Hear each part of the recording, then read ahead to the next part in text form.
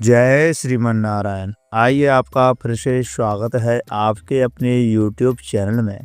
आज के इस वीडियो के माध्यम से आप सुनेंगे माघ मास महात्म्य के 12वें अध्याय की कथा। तो प्रिय भक्तों, अभी तक आपने पिछले अध्यायों की कथा नहीं सुनी है तो कृपा करके अवश्य श्रवण करें। हमारे YouTube चैनल पर माघ मास महात्म्य के नाम से प्लेलिस्ट तैयार कर दी गई है। वहां पर आपको पिछले सभी अध्यायों की कथा सुनने के लिए मिल जाएगी। जो भी भक्त सच्ची श्रद्धा और निष्ठा के साथ माघ मास महात्म्य की कथा को सुनता है तो भगवान विष्णु की असीम अनुकंपा से उसके घर में सुख समृद्धि का वास बना रहता है और लक्ष्मी मैया का भी भरपूर आशीर्वाद प्राप्त होता है। तो आइए प्रिय भक्तों, माघ मास महात्म्य के 12वें अध्याय की कथा प्रारंभ करते हैं। बोलिए लक्ष्मी नारायण भगवान की जय, सर्व देवी देवतान की जय। यमदूत कहने लगा कि जो कोई प्रसंगवश भी एकादशी के व्रत को करता है वह दुखों को प्राप्त नहीं होता। मास की दोनों एकादशी भगवान पद्मनाभ के ही दिन है। जब तक मनुष्य इन दिनों में व्रत नहीं करता उसके शरीर में पाप बने रहते हैं। हजारों अश्वमेघ, सैकड़ों वाजपेय यज्ञ एकादशी व्रत की 16वीं कला के बराबर भी नहीं है। एकादशी के दिन व्रत करने से 11 इंद्रियों से किए गए सब पाप नष्ट हो जाते हैं। गया, गंगा, काशी, पुष्कर, कुरुक्षेत्र, यमुना, चंद्रभागा को भी एकादशी के तुल्य नहीं है।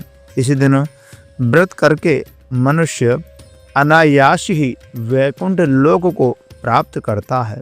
एकादशी को व्रत और रात्रि जागरण करने से माता पिता और स्त्री के कुल की 10-10 पीढ़ियों का भी उद्धार हो जाता है और वह पीतांबरधारी होकर के भगवान के निकट विराजमान रहते हैं।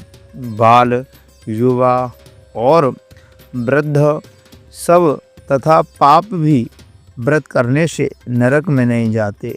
यमदूत कहता है कि हे वैश्य, मैं सूक्ष्म में तुमसे नरक से बचने का धर्म कहता हूँ।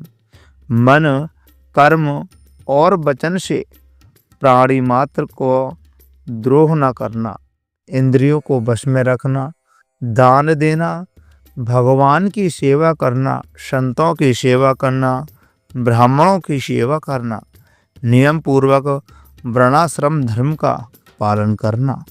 इन कर्मों के करने से मनुष्य नरक से बचा रहता है। स्वर्ग प्राप्त करने की इच्छा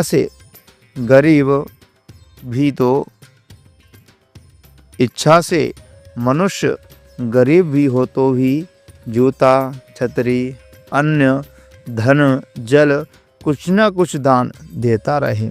दान देने वाला मनुष्य कभी यम की यातना को नहीं भोगता तथा दीर्घ आयु और धनी होता है। बहुत कहने से ही क्या, अधर्म से ही मनुष्य बुरी गति को प्राप्त करता है।